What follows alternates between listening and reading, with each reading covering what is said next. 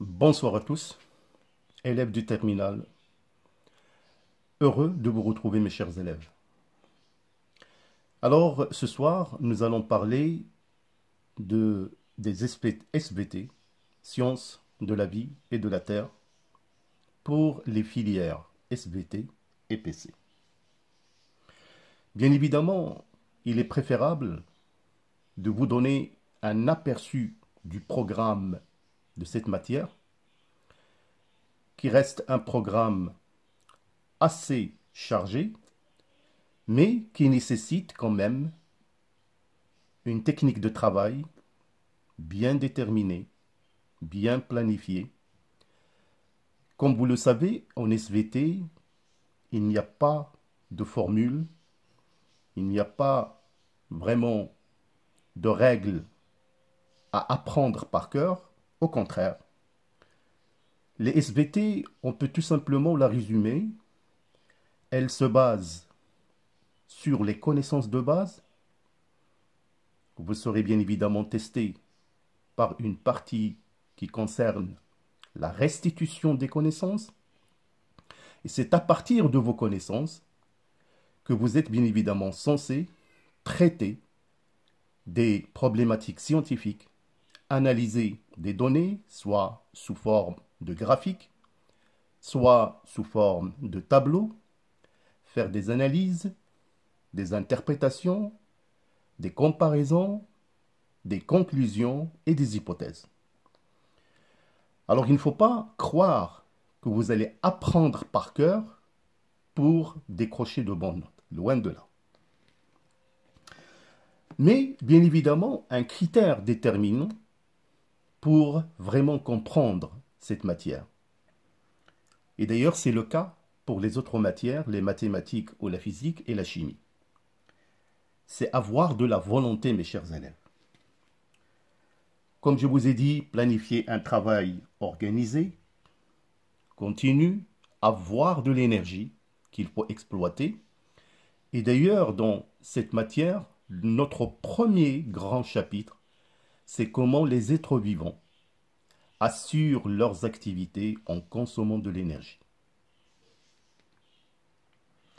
Bien sûr, je vais vous en parler brièvement en soulevant les points essentiels qui caractérisent surtout le premier grand chapitre, qui est la consommation de la matière organique et le flux d'énergie.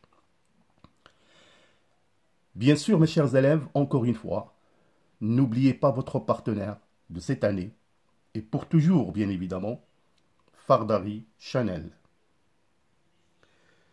Bien évidemment, vous êtes invités à s'abonner dans cette chaîne qui est la vôtre maintenant.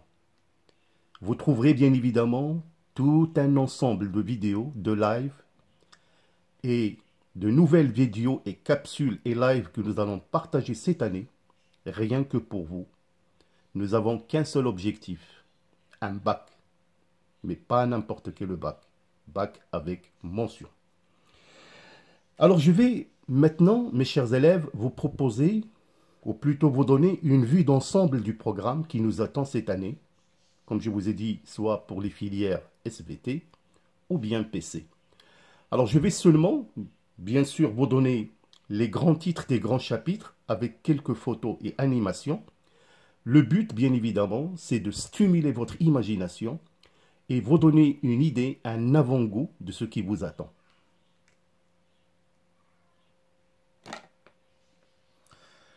Alors, pour la première unité, cette unité est composée de deux grands chapitres, à savoir le chapitre qui traite la production de l'énergie, qui s'intitule la consommation de la matière organique et le flux d'énergie.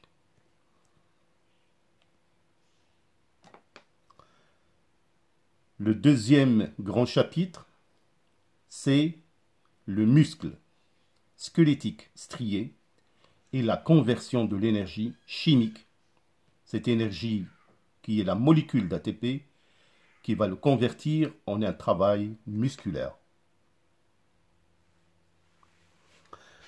Alors nous allons voir dans le premier grand chapitre qui consiste à la consommation de la matière organique et le flux d'énergie, comment la plus petite unité structurale et fonctionnelle qui est la cellule, qui compose des organismes pluricellulaires, qui sont nommés des êtres vivants à cellules eucaryotes, c'est-à-dire des cellules qui disposent d'un noyau. Grosso modo, ce chapitre va tout simplement nous montrer par un processus métabolique bien précis, bien déterminé et contrôlé que l'activité cellulaire est assurée par un métabolisme soit de dégradation, qui dégrade la matière organique pour produire de l'énergie. Et bien évidemment, on va découvrir les différentes voies, à savoir la voie anaérobie, qui consiste à la fermentation, au phénomène de la fermentation, et on distingue une voie fermentaire lactique et alcoolique. L'autre voie, c'est une voie qui est aérobique, qui se déroule en présence de l'oxygène et avec l'intervention d'un organite qui est la mitochondrie.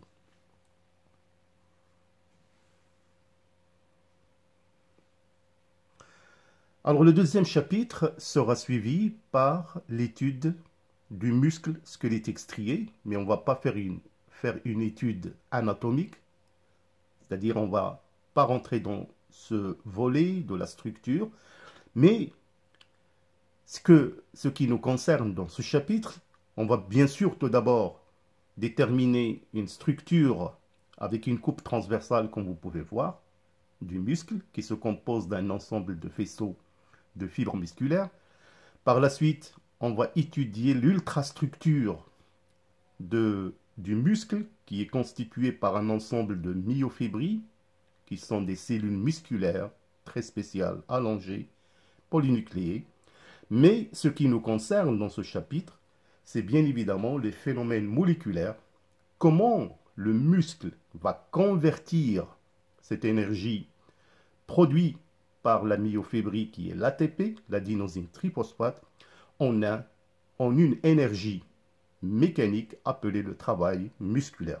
Donc, notez que le premier chapitre de la production de l'ATP et le muscle sont pratiquement un ensemble qui vous permettra bien évidemment de traiter pas mal de problématiques scientifiques. Alors par la suite, on va aborder un grand chapitre qui va bien évidemment nous prendre plus de temps. Alors ce chapitre, c'est bien évidemment l'information génétique. Cette information génétique qui est contenue dans une molécule considérée comme le support de l'information qui est la molécule de l'ADN, l'acide désoxyribonucléique. Alors mes chers élèves, dans ce chapitre, chez les cellules eucaryotes, c'est-à-dire des cellules qui disposent d'un véritable noyau, l'information génétique est localisée dans le noyau. Alors cette molécule au départ, on dit en interphase, il se trouve sous forme, ce qu'on appelle une forme diffuse qui est la chromatine. Cette chromatine, selon des processus biologiques que nous allons découvrir, il va se condenser, comme vous pouvez le voir sur le schéma, pour former des entités vraiment très particulières à différentes espèces qu'on appelle les chromosomes. Alors, les chromosomes ne sont que l'association de filaments d'ADN, comme vous pouvez le voir, qui vont s'enrouler en filaments enroulés autour de protéines qu'on appelle les histones.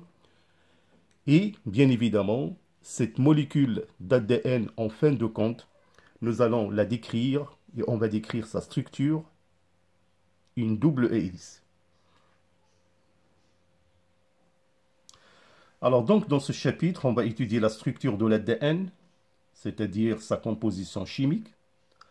On va étudier un phénomène propre à la cellule qui assure son activité, son mode de vie, qui est le cycle cellulaire. Et au cours de ce cycle cellulaire, on va étudier un phénomène très important, la duplication de l'ADN, qui favorise des phénomènes biologiques de division.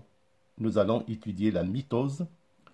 C'est une division qui assure la croissance, le renouvellement des individus. Dans ce chapitre, bien sûr, nous allons étudier la synthèse des protéines. Donc c'est un phénomène vraiment très particulier où le noyau joue un rôle capital.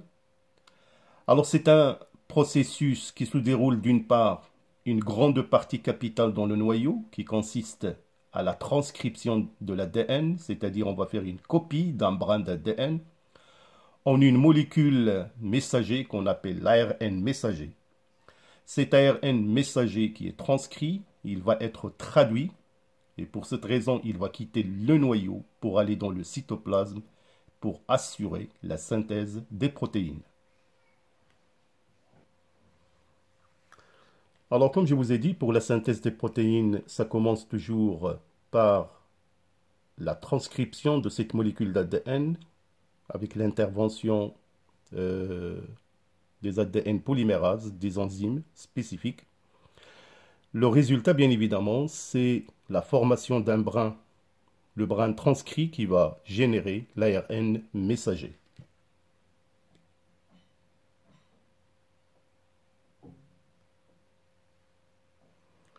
Alors cet ARN prémessager, qui n'est pas encore mature, va subir une maturation, un phénomène qu'on appelle l'épissage. Normalement, vous n'avez pas dans le programme. Par la suite, cette molécule mature va quitter le noyau pour aller dans le cytoplasme.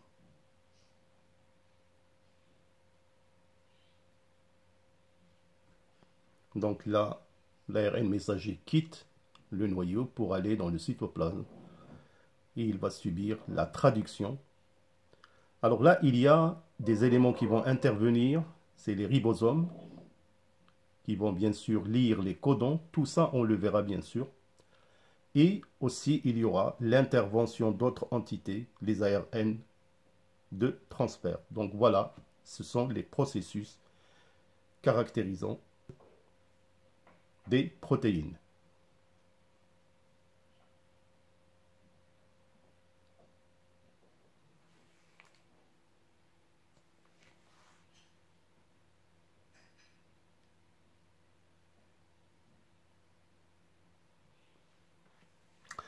Alors par la suite, on va étudier un chapitre qui concerne encore une fois la division cellulaire, mais cette fois-ci, nous allons étudier la méiose et le phénomène de la fécondation avec le cycle cellulaire, encore une fois la duplication de l'ADN.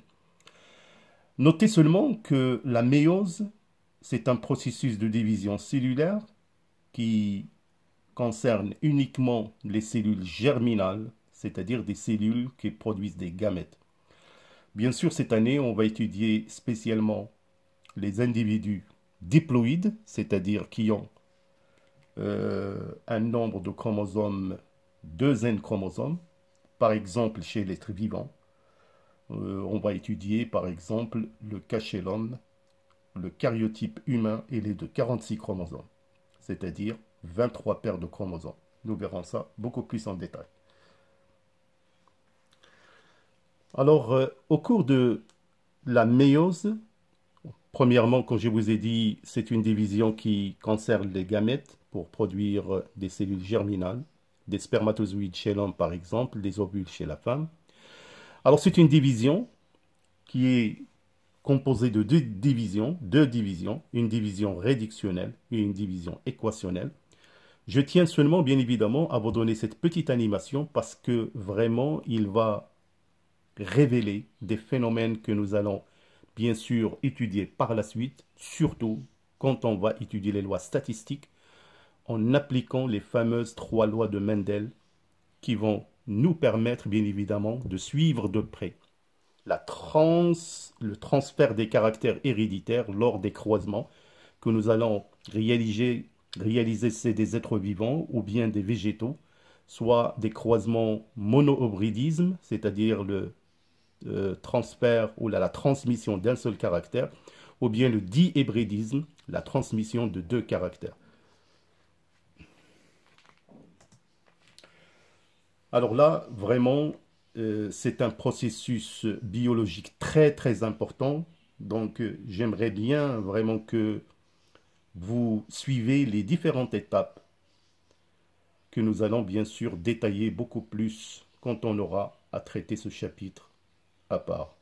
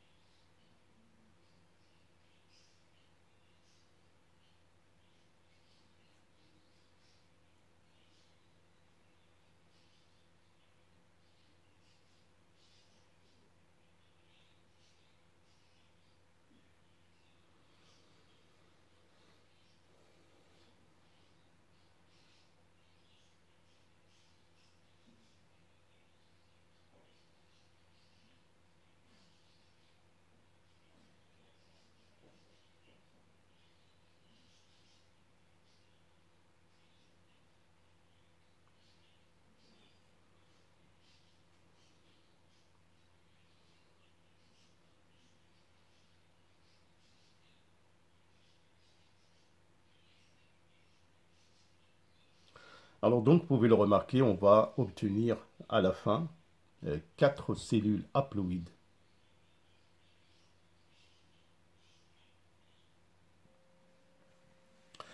Alors donc, après l'étude de la méiose et bien évidemment aussi de la fécondation c'est un phénomène qui rétablit la diploïdie, c'est-à-dire c'est l'union d'un gamète mâle avec un gamète femelle qui donne ce qu'on appelle un ovule fécondé ou zygote. Alors, comme je vous ai dit, la fécondation et la méiose vont nous permettre de suivre de près les lois statistiques de la transmission des caractères héréditaires en appliquant les lois de Mendel. Je ne vais pas trop entrer dans les détails, mais par ces lois, qui sont au nombre de 3, ils vont nous permettre de suivre de près des croisements entre organismes diploïdes. Alors, par la suite, nous allons continuer toujours dans la voie des croisements, mais cette fois-ci, on va faire de la génétique humaine qui concerne seulement les SVT. Donc, ce chapitre, c'est-à-dire n'est pas programmé pour les filières PC. Alors, la génétique humaine, c'est bien sûr une technique qui nous permet de suivre de près l'étude de quelques anomalies chromosomiques, dont le but, bien sûr, de les éviter ou de les prévoir, en se basant sur des techniques d'étude, en particulier l'utilisation de l'arbre généalogique. Nous verrons ça. Alors les SVT vont continuer bien sûr par l'étude encore une fois de la génétique, mais cette fois-ci la génétique de la population, en appliquant une fameuse loi, la loi de Hardy-Weinberg, l'association de 2 hommes, un mathématicien et un biologiste, qui vont nous permettre un petit peu de voir plus ou moins qu'est-ce que c'est qu'une population équilibrée ou bien une population idéale, qui nous permettent de prévoir les fréquences des allèles. Donc tout ça, mes chers élèves, on va les voir. On va voir vraiment une étude très détaillée. Alors bien sûr, pour les SVT, ils vont faire un chapitre très important, le chapitre de l'immunité, le système immunitaire. Alors l'immunité qui constitue vraiment un système capital pour le bien-être d'un organisme vivant. C'est un système qui permet de défendre, qui permet d'assurer l'intégrité d'un organisme vivant. Et nous allons étudier les 2 grandes voies immunitaires, à savoir l'immunité innée, naturelle, qui naît avec les êtres vivants.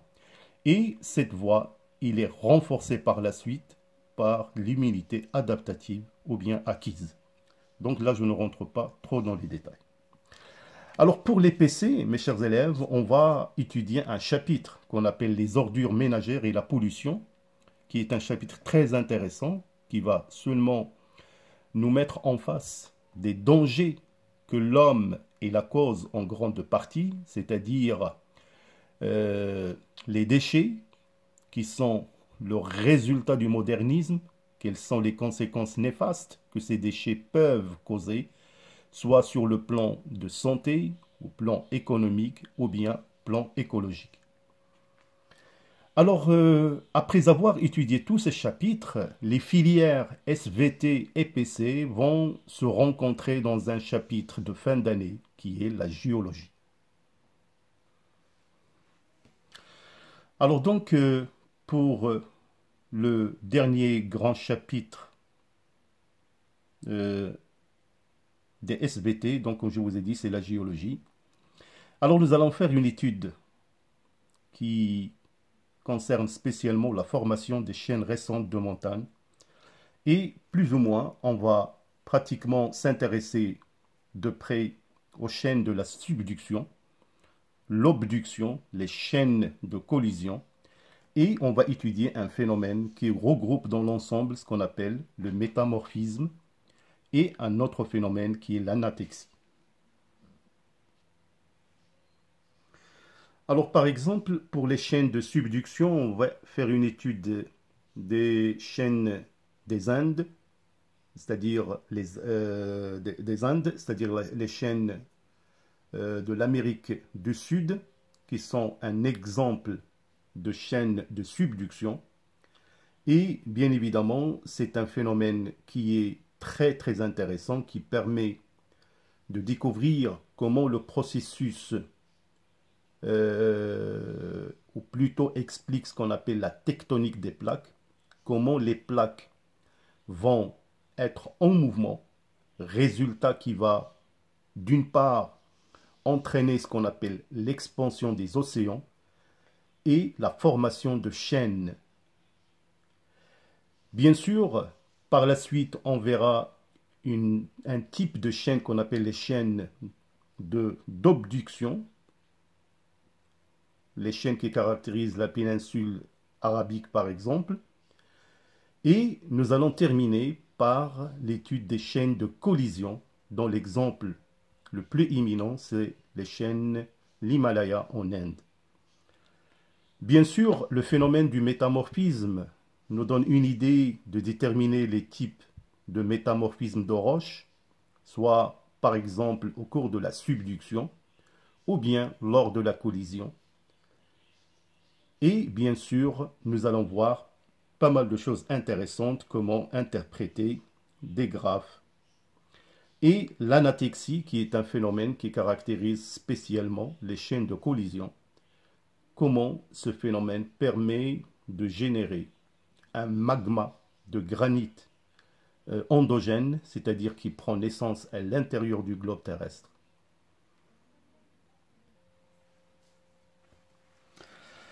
Alors maintenant, je vais vous parler un peu sans rentrer dans les détails, donc là je ne suis pas en train de faire un cours, mais seulement de vous parler du premier grand chapitre que nous allons aborder, où vous allez trouver déjà des capsules sur la chaîne Fardari Channel, la consommation de la matière organique et le flux d'énergie. Bien sûr, c'est un chapitre qui va, comme je vous ai dit, nous permettre de démontrer que l'activité cellulaire est assurée par la consommation de l'énergie.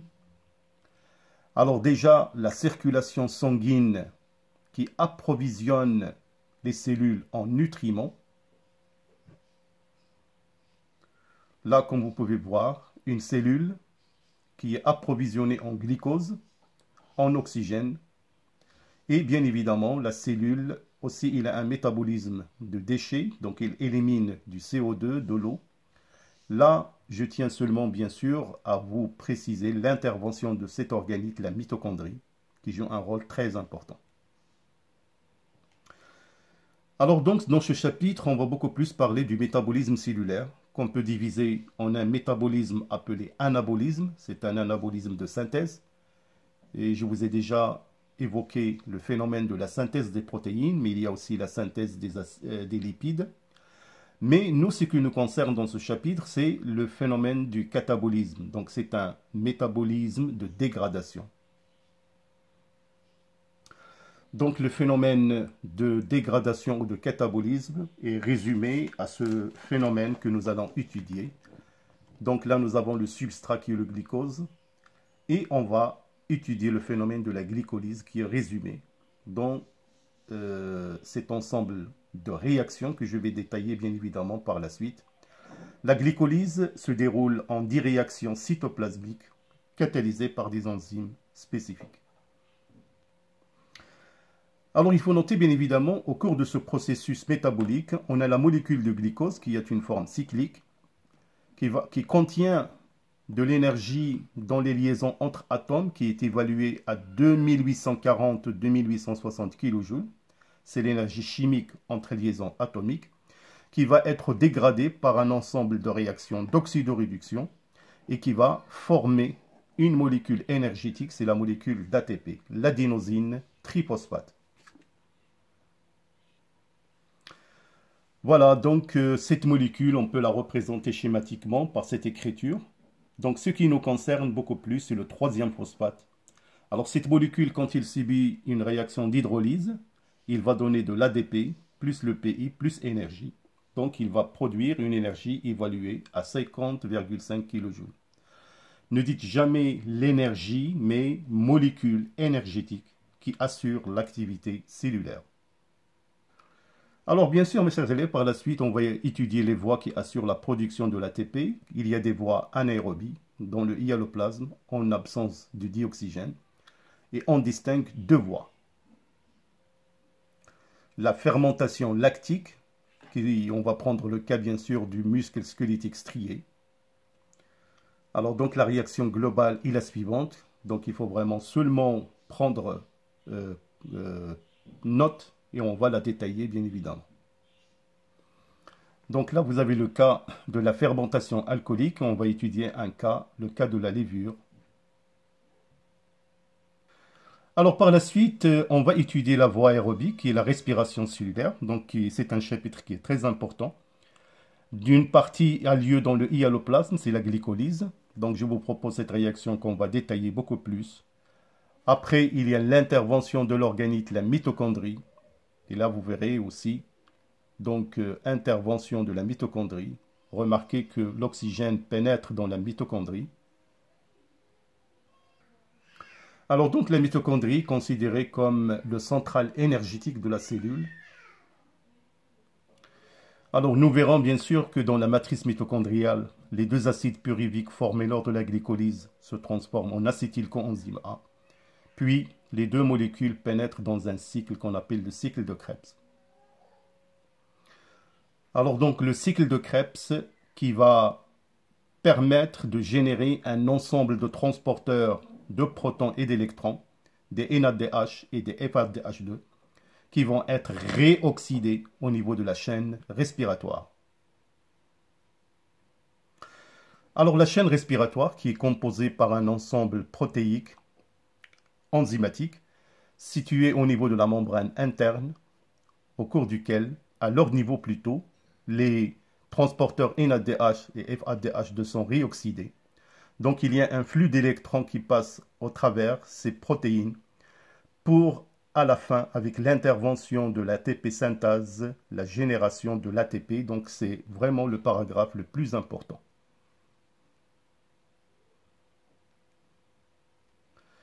Alors bien sûr, mes chers élèves, nous verrons que le rendement énergétique est beaucoup plus important dans le processus de la respiration cellulaire comparé à celui de la fermentation. Alors pour terminer, retenez que l'ATP, l'adénosine triphosphate, c'est vraiment la molécule énergétique pour les cellules qui va leur permettre d'assurer leurs activités. Alors voilà mes chers élèves, donc ça c'est le programme qui vous attend cette année. Donc il faut encore une fois, je vous conseille vraiment de planifier un travail régulier, fructueux. Et je vous promets d'avance, bien évidemment, que je serai auprès de vous pour cette raison. Vos commentaires sont les bienvenus. Donc je vous souhaite vraiment une bonne chance qui sera concrétisée que par le travail sérieux. Voilà, d'ici là, portez-vous bien. À bientôt.